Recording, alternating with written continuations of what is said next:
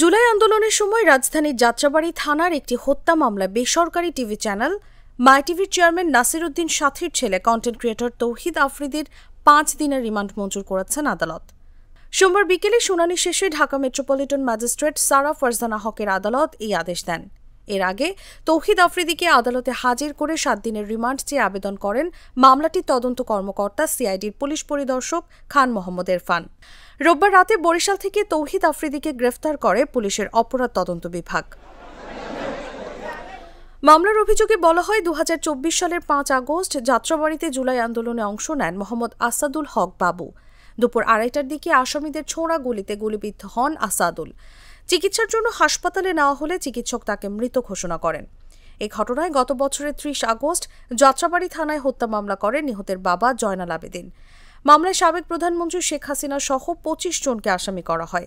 মামলার আসামির তালিকায় নাসির উদ্দিন ও তৌহিদ আফ্রিদির নামও রয়েছে।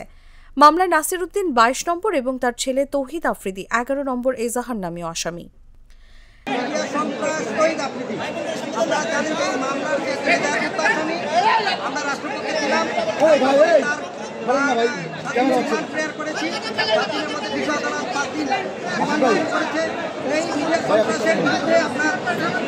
সবথেকে যে এলিগেশনটা তারা মিডিয়ার মাধ্যমে তার ইউটিউব এবং তার পেজের মাধ্যমে এখানে যে ছাত্র জনতা আওয়ামী লীগ সহ মিডিয়া সহ সকলকে সেই নির্দেশন করে এই